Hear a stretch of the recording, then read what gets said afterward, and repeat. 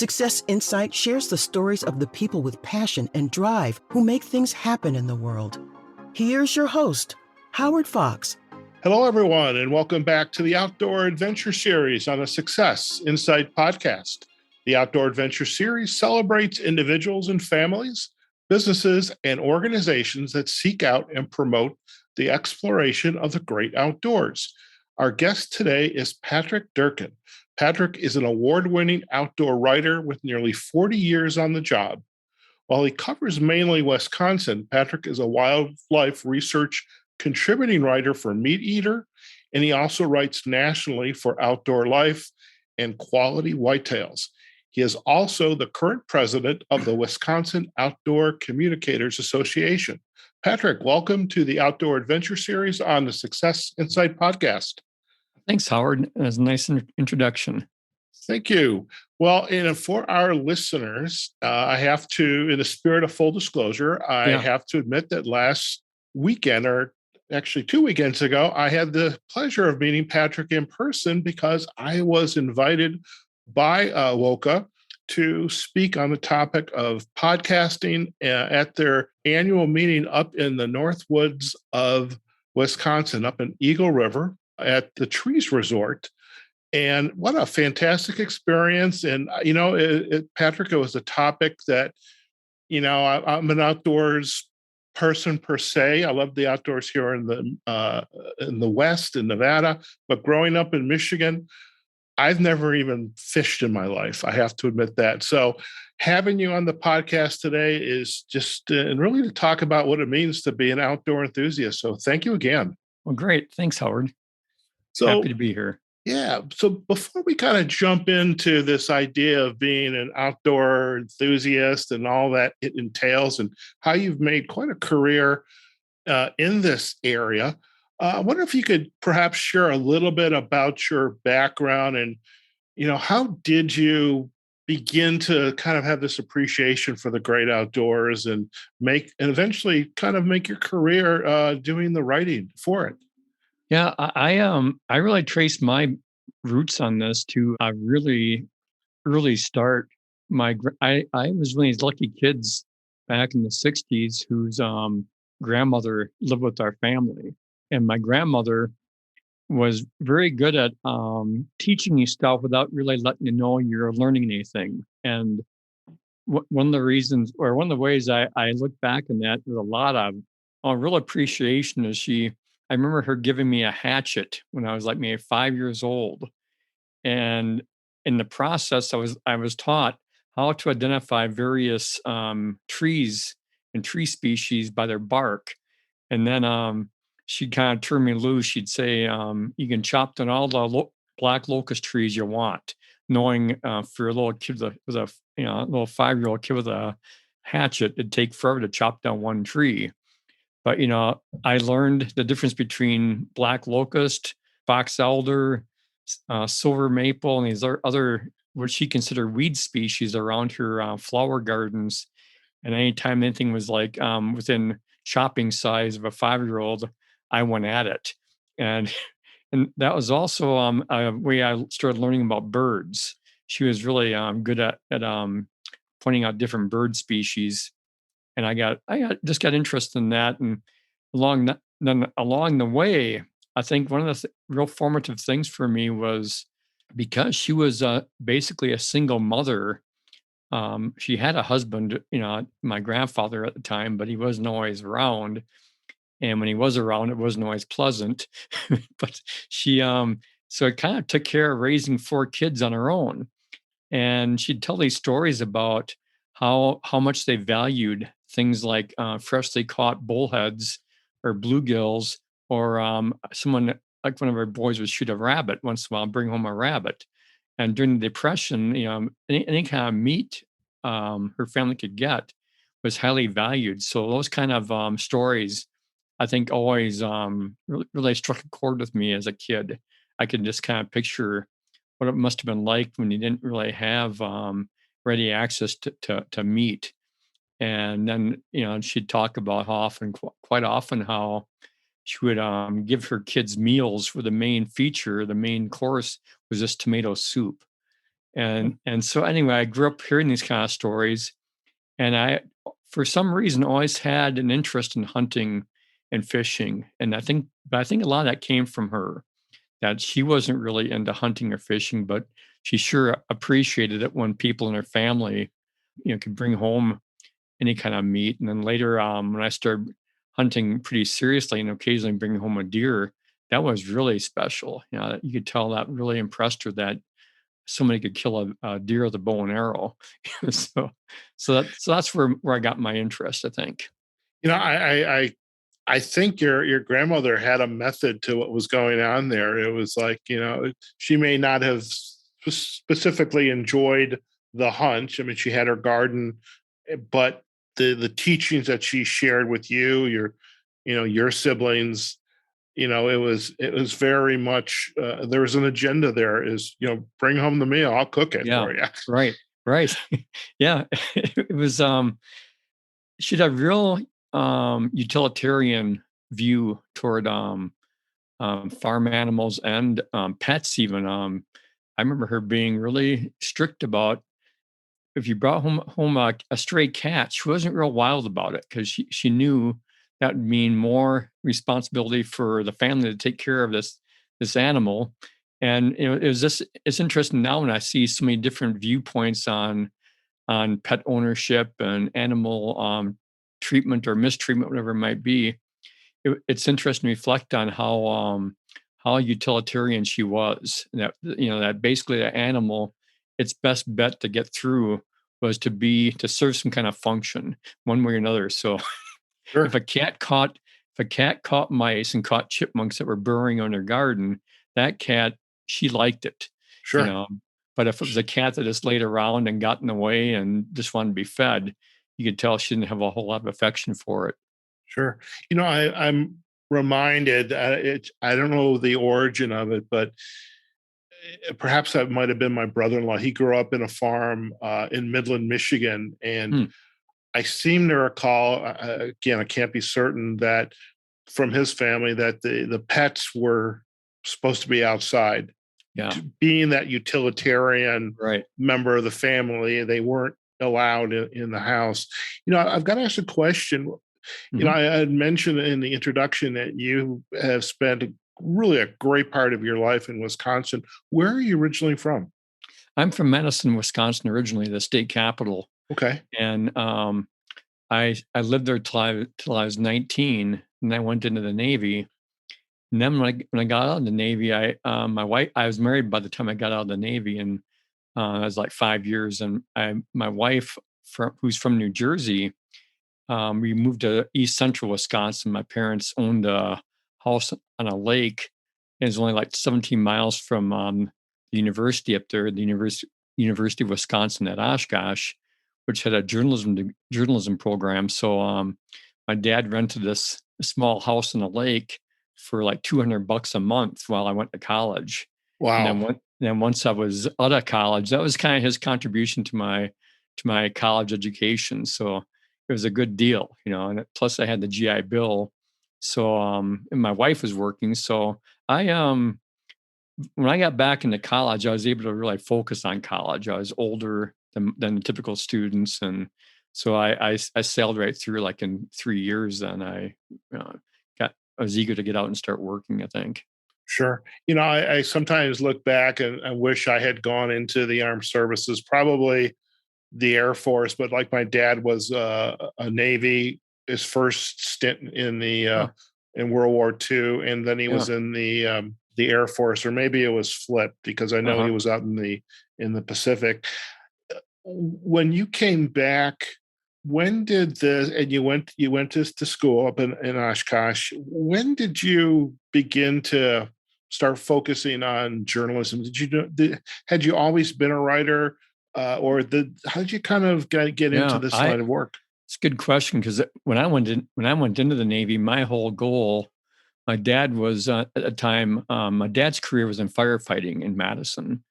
And by the time I got out of the Navy, he was actually fire chief in Madison. And so my goal in the Navy was to get all this firefighting and damage control expertise. And That's what I did in the Navy. I was what was called a hull maintenance technician. So I got lots of training in firefighting and stuff. And what was interesting though, by the time I got out of the Navy, I also was taught a lot of interesting skills like welding and sheet metal work and other fabrication work that you needed to be a good damage controlman. And what was interesting about that for me is I kind of learned along the way that I'm not mechanically inclined. And a lot of these skills that the Navy taught me, they're good skills, good trade skills. I started to realize I wasn't very good at them though. And at the same time, I was also writing home a lot because I was, either 1,000 miles away or else, you know, 4,000 miles away when we're overseas. And so I wrote a lot of letters back in those days. And eventually I started using a typewriter because it was more efficient to type out letters than to write them out Sure, longhand. sure. In the process, I started hearing back from people like my grandmother again and my friends that, you ever thought about going into journalism? You're a pretty good writer. And it was kind of funny because my dad, when I went into the Navy, had told me, he had looked at the recruiting information and saw the Navy had actually has a journalism program for enlisted men and that working on ship newsletters and that kind of stuff. And so I thought it was ironic that I ended up going to journalism and just kind of left the firefighting idea behind, which to this day I still have mixed feelings about, but I've had a good career, so I can't complain. Very good. Now, when you started, with your career as a journalist, how did that evolve into writing within the outdoor genre? Yeah, it's one thing. Once I really decided I wanted to go into journalism, I knew I wanted to. My goal is to become an outdoor editor at a major newspaper. Like I always had my eyes on the Milwaukee Journal outdoor job. And then what was always interesting, Howard, is I really loved newspaper work. After about 8 years of it, though, in Oshkosh, I got offered this job to be an editor be the editor of a magazine called Deer and Deer Hunting Magazine. And it was I had a hard time at the time making a decision on whether to leave the newspaper world and go into magazines. And then in retrospect, now I'm glad I did because I was able to keep writing my weekly newspaper column on the outdoors, which I've still done now for like almost 40 straight years every week. Haven't missed a week now for, since I started back in 1984 with the column. That's an accomplishment. Thank you. Quite. I take a lot of pride in it. And so it's I always figure, when people tell me, Howard, ask me questions like, when I hear people asking young people, what's your 5-year plan? I always just kind of shake my head and think, I never had a 5-year plan. My plan was just to work my butt off and always be in position to step into the next job when the opportunity arose. And I've kind of, even now at age 65, I still kind of take that approach that I'm not ready to retire yet. No one really wants a 65-year-old guy to be a staffer in a full-time staff position. But you never know. One good thing about being a writer is very important to always keep in mind that you never know who's watching, you never know who's reading, and so every effort you make, everything you write, better be your best effort. So, Of course. and I always think that's the best solid advice I can give someone is to act like you're always writing for your next employer. I love that. And it it it's a realization for me as a coach, and a lot of my work is on career coaching, career development coaching. Mm, But and like you, I was always asked, where do you want to be in 5 years, 10 years? As though you're going to still be with this company right. who would just as soon let you go when times got tough.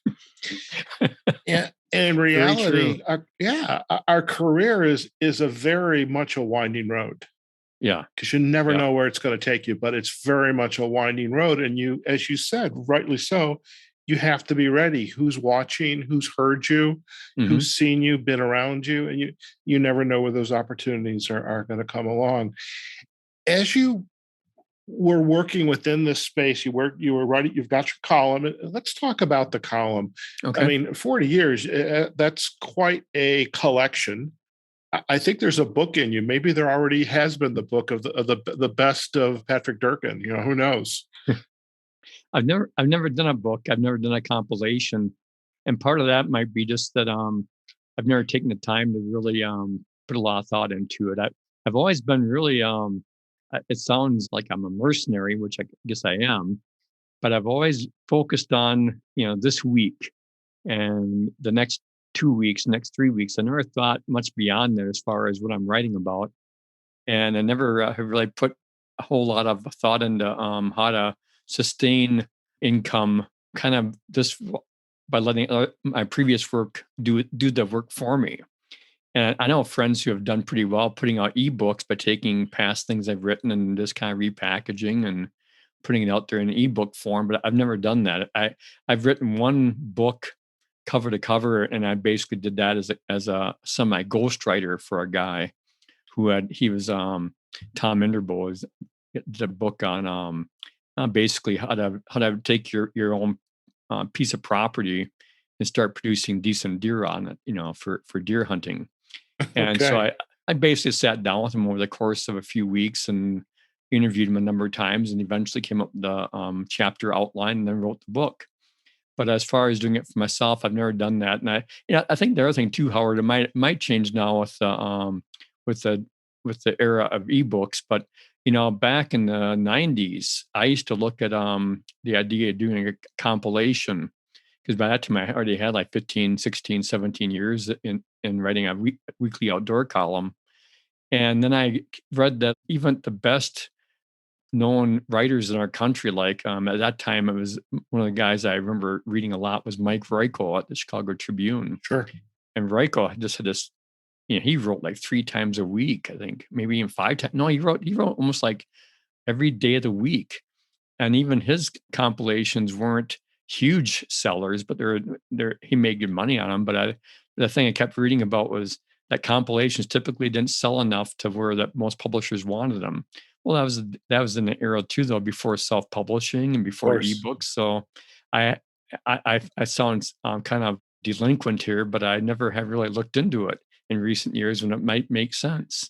Well, what's interesting about the articles how about how many words about are those articles in length? Yeah, when I started freelancing after my first 8 years at the newspaper, I started freelancing that column here in Wisconsin. And those columns in the early days were being bought by then the Green Bay Press Gazette and the Wisconsin State Journal, and they both wanted them to be about 700 words. Okay. And then in recent years, though, I'm not sure why or how, but uh, when Green Bay got taken over by Gannett, and Gannett bought up a bunch of other newspapers around Wisconsin, they asked me to stretch the columns out to 1,000 words, and so I've been at 1,000 words now weekly for about, I'm saying, at least 5, 6, 7 years.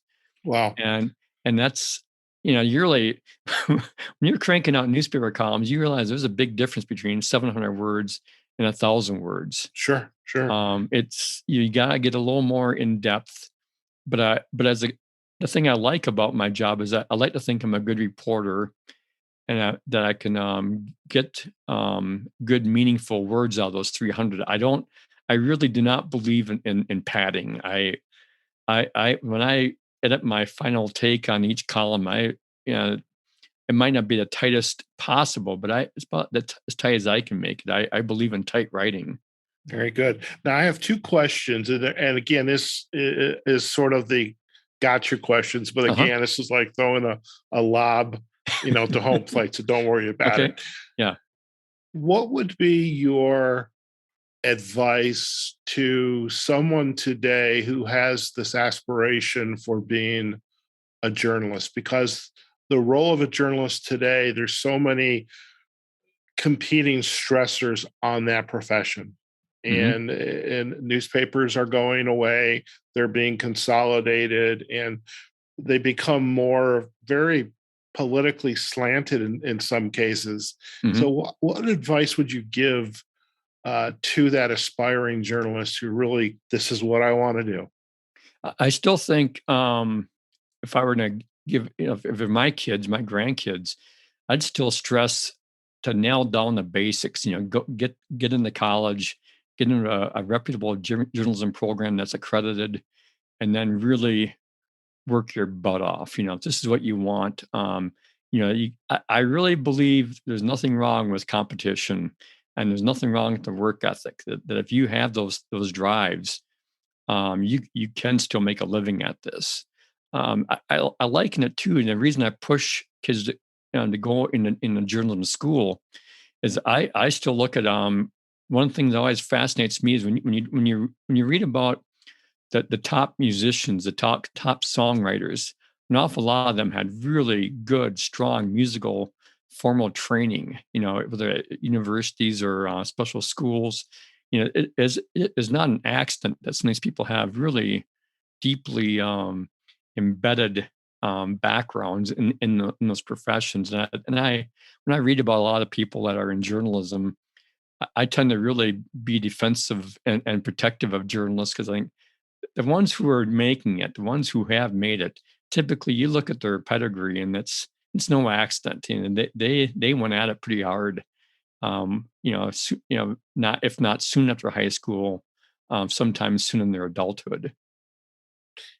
I appreciate that, and thank you for sharing that. And if you are writing these articles, and again, you have many years of experience and just the library of articles.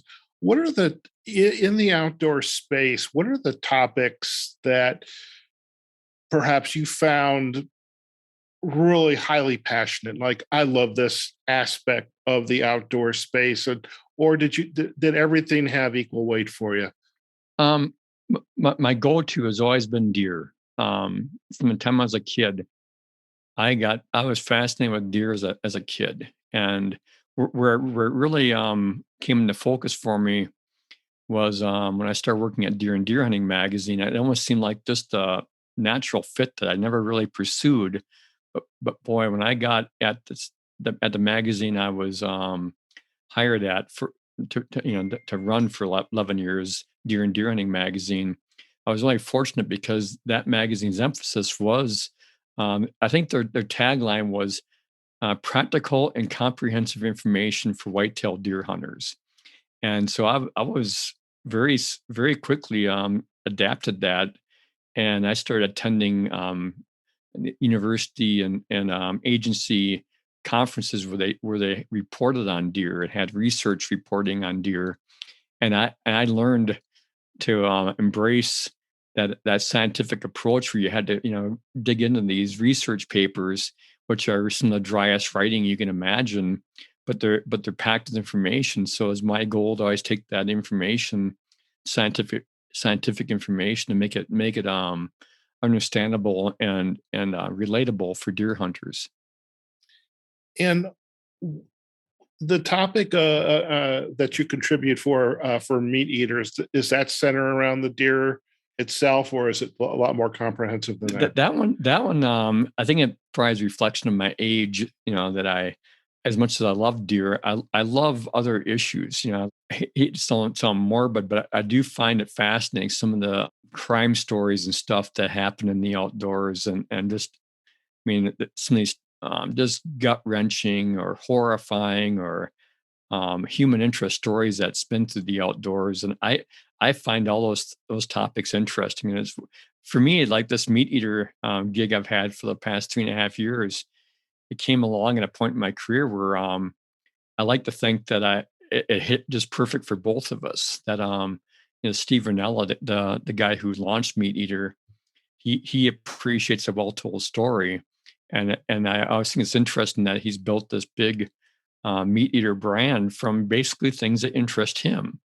Well, at this point in my career, the great thing about getting older and having 40 years under your belt is along the way, you stumble across a lot of stories that maybe you didn't have time to develop much in your previous work.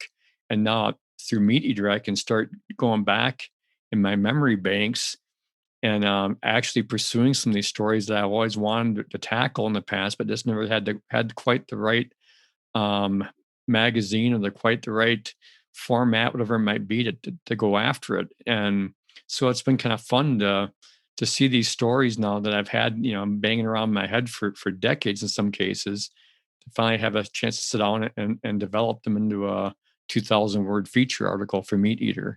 Fantastic. And I'm curious, last 2 weeks ago, 23rd and 24th at the Trees for Tomorrow, we had the WOCA annual meeting for 2021. There were some controversial topics that were raised. One, I guess, was the wolf kill and the numbers and how it was pursued. And then during the segment, the panel discussion on podcasting, the young lady, her love is, trapping and skinning animals. Yeah. And so I'm curious about the controversy around the topics of the outdoors. And again, in those 40 years of writing, the initial writings for the newspaper and what you're doing today for MeatEater, are there some controversies that continue to persist, or do they circle around? How does that? I was curious about that. I can tell you with real certainty that anything involving deer has been controversial in deer hunting states since at least the 1930s. Since we since we started bringing back a lot of these animals that through habitat destruction and commercial and subsistence hunting, back in the 1800s, that North America, we really drove a lot of these populations right down into the basement. And to think that 100 years ago, 120 years ago, a lot of the animals we're now hunting were all basically would have been, they didn't have an endangered species list back then, but things like white-tailed deer and wild turkeys and elk and all things we're now hunting in big numbers were just really had been hammered. So then as they started to rebuild and rebound, deer have always generated controversy, I mean, tremendous controversy. And wolves too, I think going back long before then, you look at wolves, there's fairy tales that are built around the wolf. Sure. And it's just something in the human spirit and the human condition that wolves have always found a way to scare people, intrigue people. And to this day, we still fight about, really, are they an animal that we should be fearing or embracing and protecting? And I think, well, depending on the circumstances, all three of those things apply. And the other one I can tell you is that when I've been attacked most viciously, it's been when I've proposed that Wisconsin hold a sandhill crane hunting season. We can't hunt sandhill cranes in Wisconsin, even though our conservation efforts really brought back those populations in the past 3 decades or so. And you can hunt sandhill cranes in various parts of our country, but not in Wisconsin. So when I've written about why it makes sense now at this point, when we have established populations, we have scientific wildlife management, we could hunt sandhill cranes and not hurt the population one bit. But boy, you talk about getting the birders mad at you. That's a sure ticket to propose sandhill crane seasons.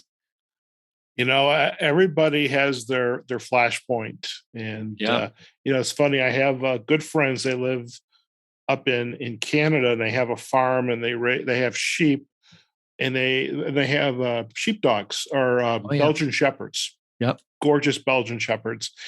And my friend Renee is a professor in history, Islamic history, and she loves the wolf. And the wolf, the wolf, as you were saying, it goes down in history as being, inspirational, magical, has this unique power about it. And it was very well thought of way back, hundreds and hundreds of years ago.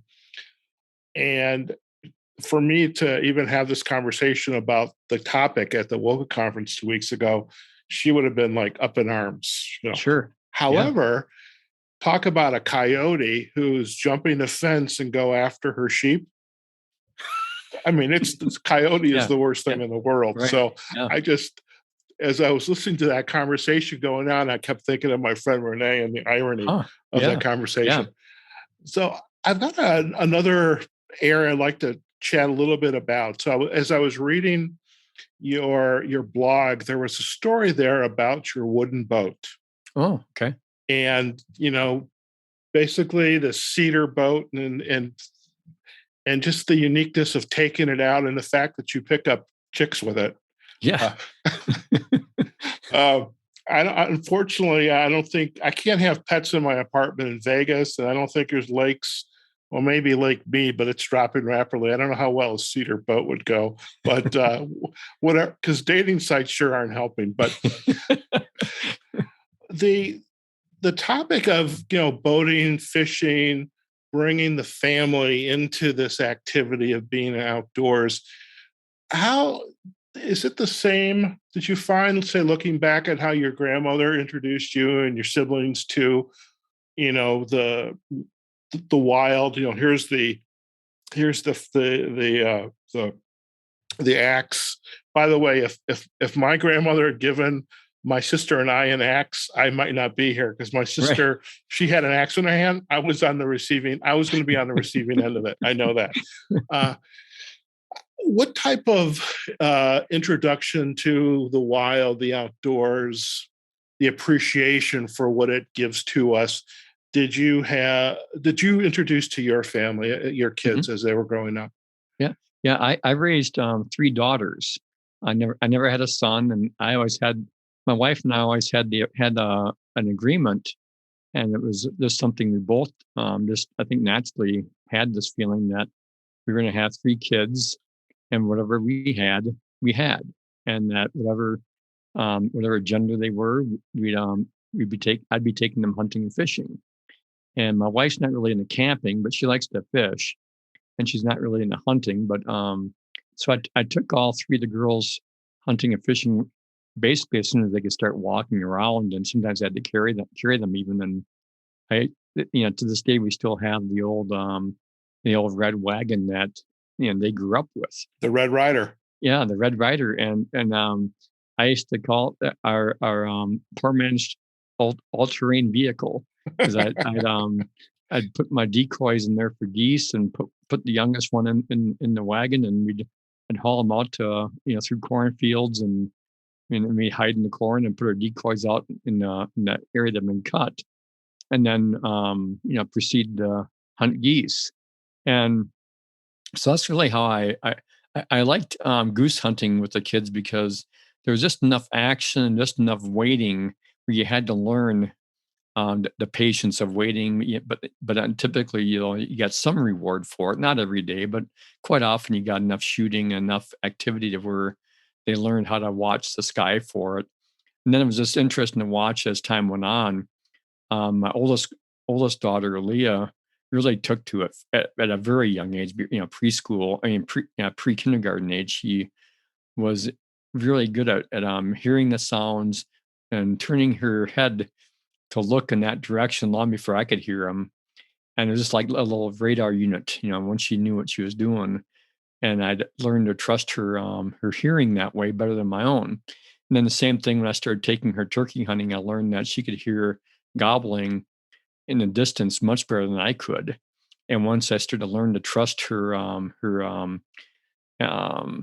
give her credibility, man, it started to make a difference. And I learned too that she was better at hearing stuff close too. Like if I wanted to get the jump on something, we'd move along at the edge of the woods with her in front, because typically she'd either hear it or see it, because her eyesight was better than mine too. And so that was just kind of fun. Then fishing, all 3 of them fish. The 2 oldest ones were pretty good at it. And it was actually, you could tell they were kind of competitive about it. Wow. And then, but as time went on, though, our oldest daughter again kind of emerged as the one who was most serious about it, where she'd get up in the middle of the night and go on Lake Michigan with me for salmon, because we'd have to leave the house at like 1:30 in the morning and drive over and be in the water before first light, because salmon on Lake Michigan would bite really best right at the crack of dawn. And if you're out there an hour after dawn, it was already too late for the best action. So, that was kind of fun just to see how the different girls, my different daughters, responded to it all, and what they embraced and what. But today, all three of them really want their kids to at least be exposed to it, because they all when I get an elk or something, they'll want those good select cuts of the elk, to stick in the freezer and wait for a good meal time. So it's been fun to watch that. That's fantastic. And I mean, it must be such a joy to be able to introduce this also, or to be a part of this introduction, to your grandkids. Yeah, yeah, and then because now it's funny how the grandkids are all between the ages of 1 and 7, and even at young ages, that they got some appreciation for the fact that I'm a hunter and a fisherman, and they don't quite understand. The younger ones really don't quite understand how it all comes together. But I'm confident. The thing I like about Howard so much is that I don't expect all of them to grow up to be hunters and fishermen, hunters and anglers, whatever you want to call them. But I hope they'll be like their mothers and at least appreciate it and Sure, the understand it. appreciation. Yeah. Yeah, and that they won't just jump to conclusions and condemn it so often, like people tend to do toward hunting and fishing. Even though they really don't understand what goes on, they have assumptions and prejudices that come through in their thinking. And then once like so many prejudices, once you actually get into the nuance of it and understand hunting and fishing, it's interesting how often you can not, I don't know if the term is flip them, but you can at least get them to kind of withhold judgment and understand it. Well, yes, it's so easy to jump to conclusions based on hearing somebody else without doing the investigation on your own and Yeah. coming to your own conclusion. If you were to go out tomorrow and fish, hunt, what would you do? What would be that choice? If you could go out tomorrow, weather was going to be perfect, time of the year was perfect, what would that be? Yeah, if was something I had to do, if I had to choose one to do all the time, it'd probably be fishing, just because you can fish year round. Yeah. Whereas hunting, you get locked into the spring turkey season for a few weeks, and then like in a month, I'll be leaving for my first hunt of the year. I always go out to Idaho and bow hunt for elk. Oh wow! And can I come for that? You're always welcome in my camp, Howard. All right, I love that. I might tell you. I'm a very opportunistic individual, and I will share that with you. So be careful what you ask for. Okay. I really will always appreciate these opportunities that we get, and I think again, it's one of these things that I appreciate even more with getting older, is that like the elk hunt, it's in really rugged country that's kind of forbidding, but at the same time you realize, boy, it's an experience. It's a much more there's a lot more, I don't know if the right word's adventure, but it's big country, and it's just really, and then when you get an elk, it's a real project to get that elk meat out of the woods and on ice, and then to like just to get it all cleaned up and ready to be packaged. That job alone takes close to a full day. Sure. And so it's just really I think a fun process of the hunt, and then the packing the elk back down to camp, and then getting it on ice. And then it's just, you really, by the time that piece of elk hits your plate, sometime over the next few months and year, you really appreciate it. Sure. And at the same time, though, the place I hunt from out there, typically if a friend comes along and they aren't really into the hunting, they go fishing. And once in a while, I'll come back and they'll have a trout, that we'll eat for the evening meal. But it's really, I feel blessed that way. I've the other thing I should say is that as serious as I take hunting and fishing, one great thing about being an outdoor writer, an outdoor journalist, is you meet people who, if you think you're serious about hunting or fishing, wait till you meet some of these guys. And some of these women, yeah. I'm sure. I mean, there's a whole different level there. Well, this past week I had Dan Small, who was also on the at Wilka, and I had the pleasure of meeting him. And I kind of alluded, Dan, I expect I'm going to rejoin Wilka, and because I enjoyed myself. It was just great to meet new people, and just I had fun. I'd never been to the North Woods of Wisconsin, and I shared with him, like I shared with you at the onset, I've never been fishing. I mean, I might have put a lure in the water and caught a little bluegill and threw it back, but nothing was eaten. Yeah. No fish was harmed. Well, actually, it might have been trying to get the hook out, but that's besides the point. And I was kind of joking. I'm coming up early because I want to go fishing. But the idea of going out like into Idaho and just the great outdoors out west, just vast open spaces, the sky. I mean, it's got to be an unbelievable experience. And the idea of bow hunting, I was actually very intrigued when the I forget what the panelist's name was, who has a podcast, and she's the metal chick. That was one of her but she does bow hunting. I'm thinking, I bet you I can go get some bow hunting lessons out here, or bow lessons, just to get, my idea of hunting, Patrick, is to take a picture out in the desert at night, Milky Way. Right. But I love, even during the daytime, just going out, and my idea of shooting is with a camera, but that's besides the point. Sure. But just the idea of just, exploring other areas that I may never have been familiar with. And I think that's, again, the beauty of getting a little bit older and kind of living that dream. And speaking of getting older, and as we come towards the end of today's episode, you're involved in an activity that you started late in life and involved movement of your two legs. Tell us more about that. Running, you must mean. Yeah. I've never seen anybody. You're smiling right now. As for the folks that are listening to this session, I've got the camera on, Patrick's camera is on, and he's actually smiling as I said that. I've never seen a runner smile, but that's besides the point. But tell us about the running.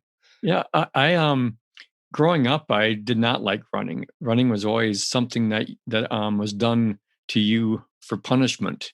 The gym teacher make you run out to a distant tree and come back or something.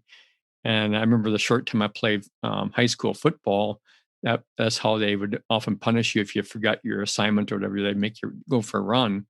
In the Navy too, I remember in boot camp, to punish you, they'd make you run laps. And so I never liked running, and I I'd try it every now and then just for exercise, and just never could get into it. But when I finally realized what I was doing wrong, starting like in my late 40s, I'd say like when I was 48 or so, I started regularly working out, for weight training, just doing arms and chest and leg exercises to try to stay somewhat fit for hunting. And then after that went off for about 3 or 4 years, I didn't really realize, but it's really how you prepare to be able to run. You get your body ready for it. You don't try to run your way into fitness. You gotta get fit first. Get the muscles tuned up a little bit anyway. And so accidentally, I didn't realize, but I was getting myself ready to run. And then when I was about 51 years old, I was 51 years old. And I remember the previous year, my brother had run a 5K turkey trot on Thanksgiving morning. And I said to him, next year, I'm going to run that with you. And I did. A year later, I ran this 5K for Thanksgiving. It was a little fundraiser for the local Lions Club, I think it was. And for some reason, it clicked. I realized I felt so good afterward. I felt like I'd done something and not just punished myself. I mean, it was hard. And like you said, I appreciate this, is that when you see runners, typically they are not smiling. I mean, and even now, and I've been running real seriously for now a number of years, when I'm actually in the act of running, I can't say I'm really enjoying the hell out of it. It's work. It's hard. but yet when you get done, there's few things that feel better afterward than when you've run. So that's my running journey. And then what was kind of cool about too for me was I got so hooked on it I started running marathons. I ran my first marathon at age 55, and it was kind of that too was an interesting process where when I started running, I never aspired to be a marathon runner. My goal at first was to run that 5K. Well, then I ran the 5K so that was 2007. I ran another one in 2008. Then by 2009, I thought, I think this year I'll try to run a 10K, double the distance. So I ran a 10K. Then 2010, when I was like, I guess I would have been 54 then. I thought I'm going to run a half marathon, 13.1 miles. That was my big goal that year. And I did that. Well, then I realized, well, the next thing up is to run a full marathon. So when I was 55 years old, I downloaded one of these training plans for like $15 on one of these websites. Started listening to running podcasts. There's a podcast called the Marathon Training Academy. It's a young couple. Of course, they're now in their 40s, but I still consider that young. But they had this podcast, and so I started listening to that, and I thought, yeah, I can do this. So I ran a marathon when I was 55, and then the other thing that was kind of fun, Howard, is when I got where I run a few marathons and realized I was fairly competitive for my age group. I thought, well, if I can ever qualify for Boston, that'd be a real accomplishment. So I started training. I followed this training plan that would get me in at a time qualifier for Boston. And then I did. I qualified for Boston when I was 60 years old, and then I qualified again when I was 62. Wow. So I'm now what's kind of interesting too is as a guy who's been running now for 14 years. You always know, because I started doing a lot of reading about marathon running too, and I knew that I was on borrowed time. That it's only a matter of time when you're in your 60s that your time's going to start declining, no matter how hard you work at keeping yourself fit. The age will always win. And so now I've been able to document my decline. So, well, but I'm still running, and I figured I might not be able to qualify for Boston ever again. But I'm still running, and I'm still taking some satisfaction in that. Fantastic. So, Patrick, in the final moments of our podcast before we, get to your website and social sites, one of the questions we often ask our guests who appear on the Success Insight podcast is to share for our listeners their what we call an insight to go. So this could be a quote, it could be an article, a book, or some recommendation that you would like to give our listeners that really kind of encapsulates a lot of your beliefs and how you live your life and, to inspire others. So what would be your insight to go? Thank you. The thing that I often do, Howard, when I'm writing my weekly column is if I'm sitting here trying to craft how to get going into the piece, I just remind myself, take a stand. Basically state what you believe to be the truth, because I really do believe the truth is based on facts. It's not based on just opinion. That the truth, there is such a thing as objective truth. So I like to say, take a stand, and when you do, you will sleep better for it. Then you've not been wishy-washy. You basically let people know this is how I believe, and I think you can take a stand without being belligerent, without being in someone's face. You can just politely say, this is what I think about things. And I keep I'm one of these people who I've always loved reading about people in history, reading good writers who basically have taken a stand on various things. And one that I came across years ago, I remember when I was in the Navy, I used to read a lot. I had time sometimes to really read, and one of these great quotations I came across was from John Kennedy. the late President Kennedy, and he apparently he was a big reader of classics, and he crafted that. I'll read it to you. I'm looking at this plaque right now. I keep on my desk, and Kennedy had said, "The hottest places in hell are reserved for those who, in a time of great moral crisis, maintain their neutrality." And I thought, exactly. This is, when people who stay neutral when their time is called, when it's time for them to step up. The ones who stay neutral, history swallows them, and they're never heard from again. And I think probably rightfully so. I appreciate that, and it's so appropriate for the times that we live in right now. Mm-hmm. And we have to take a stand between right and wrong. Yeah. Patrick, before we head out, if our listeners would like to learn more about you and your work, where are the best places for them to go? Yeah. Two main things in our day of the internet here. PatrickDurkinOutdoors.com is my personal website where I keep all my weekly columns posted there, and I have links to other things that I write right there, and also podcast appearances. Then I'm also on Instagram and Facebook at Patrick Durkin Outdoors. Fantastic. Well, we will provide the backlinks to PatrickDurkinOutdoors.com, your website, and also the links back to your social sites on Facebook and Instagram.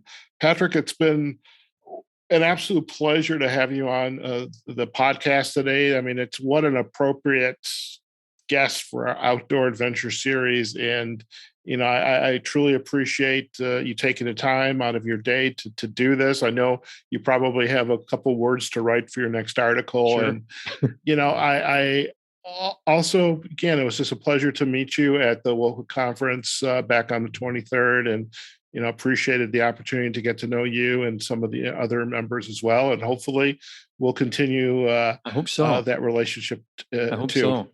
And, one thing we didn't chat about, and perhaps we'll have you back on, it's, you did a great job of herding cats at this conference.